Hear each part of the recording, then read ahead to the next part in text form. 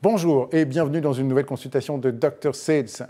Aujourd'hui, je vais aborder un sujet pas très drôle, un sujet qui me concerne de près puisque je veux parler de cette espèce d'attitude que certains commerciaux peuvent avoir lorsqu'ils sentent qu'ils sont au bout de leurs possibilités d'évolution dans une entreprise.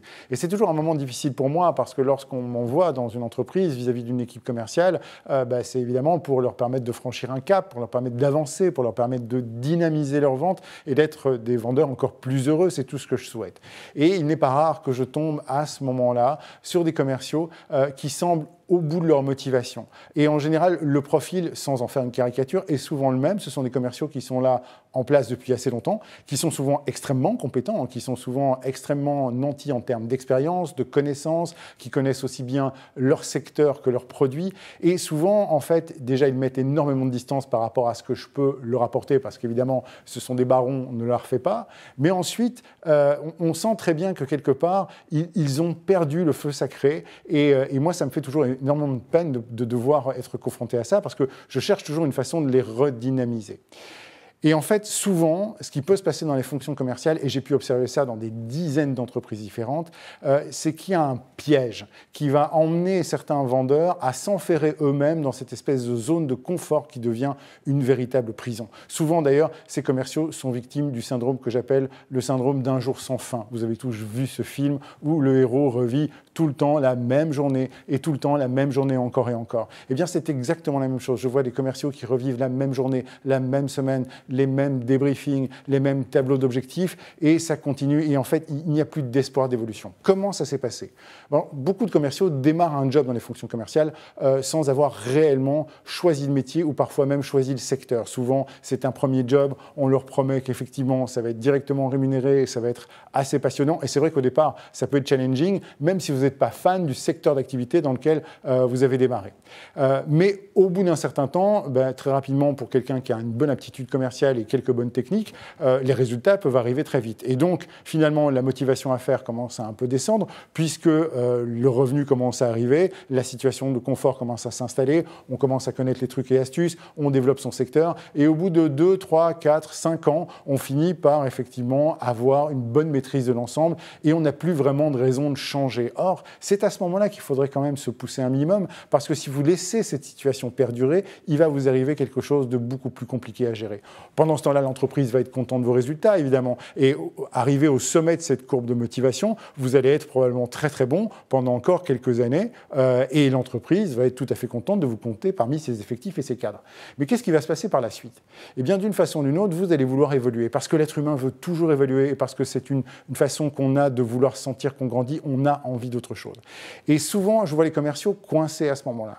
Ils veulent évoluer en général vers des postes de management, ce qui n'est pas toujours un choix judicieux parce que les meilleurs vendeurs ne sont pas toujours les meilleurs managers, les jobs étant particulièrement différents et les enjeux sont vraiment parfois complètement divergents. Et je connais beaucoup d'excellents vendeurs qui finissent par obtenir une fonction managériale, qui sont très déçus et très mécontents par la suite.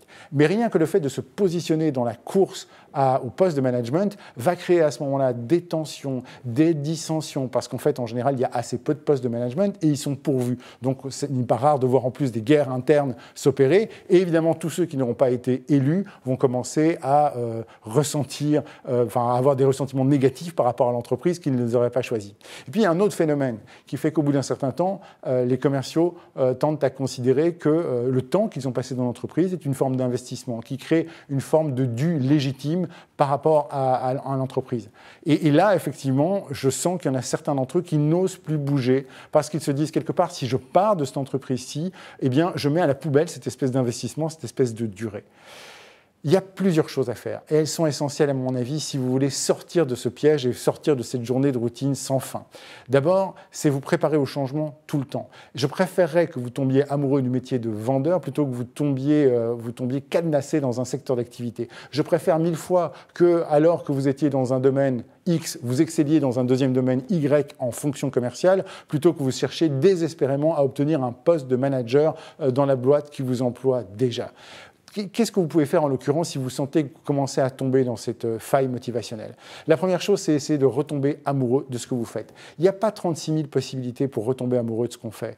La première chose, c'est comprendre le bien fondé, l'intérêt, le sens de ce qu'on a. Je vous conseille d'aller en discuter en interne, ouvertement, notamment vis-à-vis des commerciaux qui, eux, continuent à avoir le feu sacré ou des personnes qui continuent à y croire dans votre entreprise. Allez peut-être même en discuter avec votre sales manager et vous verrez comment est-ce qu'il accueille effectivement ce besoin d'être ressourcé au niveau de vos motivations. C'est hyper essentiel. Surtout, allez voir vos meilleurs clients. Allez voir les clients qui sont satisfaits de ce que vous faites avec eux depuis des années. Eux auront peut-être les mots pour vous convaincre que ce que vous faites est beau, utile, généreux et leur sert au quotidien. Et là, peut-être que vous allez pouvoir récupérer une dose de motivation supplémentaire pour vous continuer à vous donner envie de faire ce travail et récupérer la niaque et la dynamique. Et d'ailleurs, petit message, on devrait toujours commencer la formation des jeunes commerciaux en les emmenant voir les clients extrêmement satisfaits au lieu de les balancer directement sur des prospects qui ne connaissent ni d'Ève ni d'Adam. Montrez-leur à quoi le résultat final correspond, c'est important.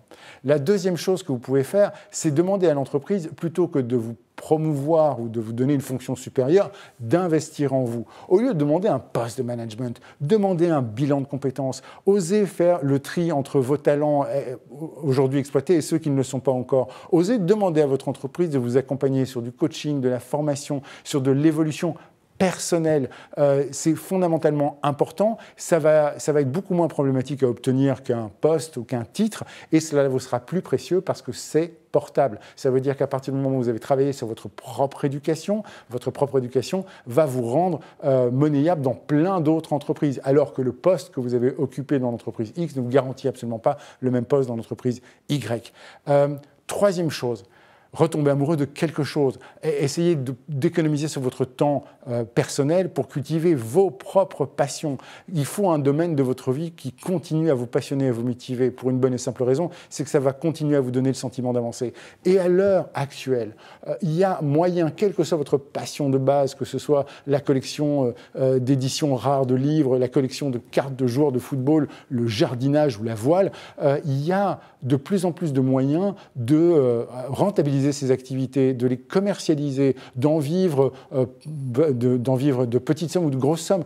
Aujourd'hui, vous possédez tous des outils de marketing qui vous donnent accès à des marchés directement. Qui sait, demain, vous allez peut-être intéresser une entreprise de ce secteur-là, parce qu'en plus d'avoir cette passion-là, vous avez un talent commercial, ou grâce à votre talent commercial et entrepreneurial, vous allez probablement démarrer une nouvelle activité. Mais de grâce, réveillez-vous et ne tombez pas dans cette routine infernale. Challengez-vous. Challengez-vous non seulement pour vous-même, parce que la meilleure chose que je vous souhaite, c'est d'être heureux tout le reste de votre vie professionnelle. Et quand vous comprenez la place que votre vie professionnelle va occuper dans votre vie réelle, vous comprendrez que vous avez tout intérêt à être heureux au travail d'une façon ou d'une autre et à en prendre la responsabilité. Mais ensuite, en ne mettant pas vos talents commerciaux au service de produits et de services géniaux, vous privez le monde de votre talent. Et j'ai envie que votre talent serve à ce que le monde change. Aujourd'hui, nous allons arriver dans des périodes de transition extrêmement fortes au niveau social, au niveau écologique, au niveau économique. Et le monde qui vient a besoin de votre talent commercial. Et il ne peut pas aller le chercher si vous-même vous vous enfermez dans des logiques de zone de confort, dans des logiques d'investissement et dans des logiques de non-challenge. Challengez-vous, ne privez pas le monde qui vient de votre excellent talent commercial. On se retrouve dans un prochain épisode de Dr Sales et n'oubliez pas que la santé de votre entreprise dépend avant tout de la santé de vos ventes.